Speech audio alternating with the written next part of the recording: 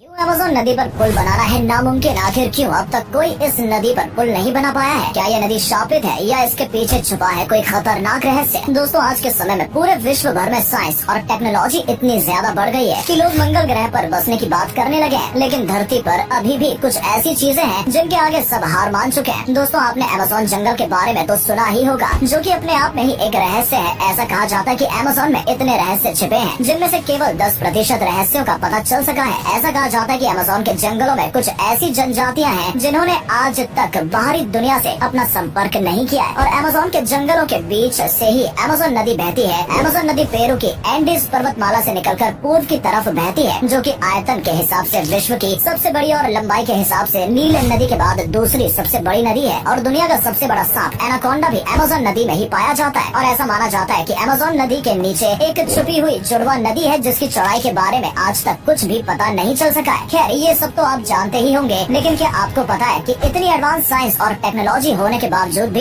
इस नदी पर आज तक कोई पुल नहीं बन पाया? हालांकि आजकल दुनिया इतनी आगे हो गई है कि समुद्र में भी पुल बनाने से नहीं चूक रही है। तो दोस्तों, आज की इस वीडियो में हम बात करेंगे आखिर कौन सा ऐसा रहस्य छिपा है इस नदी में जिसकी वजह से यहाँ पर पुल नहीं बन पा रहा है। जानने के लिए बने रहिएगा वीडियो के अंत तक, और अगर आप हमारे चैनल पर नए हैं तो चैनल को सब्सक्राइब करके बेल आइकन को भी जरूर प्रेस कर लें। दोस्तों, आपको जानकर हैरानी होगी कि अमेज़न की उम्र लगभग 5 करोड़ साल पुरानी है, और ये इतना बड़ा है कि अगर ये कोई देश होता तो दुनिया का 9वां सबसे बड़ा देश होता। ये जंगल 2.1 मिलियन वर्ग मील में फैला हुआ है। इंसानों ने आज से लगभग 11,200 साल पहले अमेज़न रेन फॉरेस्ट में कदम रखा था। दरअसल अमेज़न दुनिया का सबसे बड़ा रेन फॉरेस्ट है, यानी कि पूरी दुनिया में सबसे ज्यादा बारिश अमेज़न के जंगलों में ही होती है। और बारिश के मौसम में ये पूरा जंगल पानी में तब्दील हो जाता है, जिसकी वजह से यहाँ हमेशा हरियाली ही रहती है। यहाँ पाए जाने वाले पेड़ इतने बड़े और इतनी पत्तियाँ इतनी चौड़ी होती है कि यहाँ की धरती धूप के लिए तरस जाती है। वास्तव में ये इतना घना जंगल है कि जब बारिश होती है तो पानी को जमीन तक पहुँचने में लगभग 10 मिनट का समय लग जाता है। अमेज़न जंगल को आकर्षण और घातक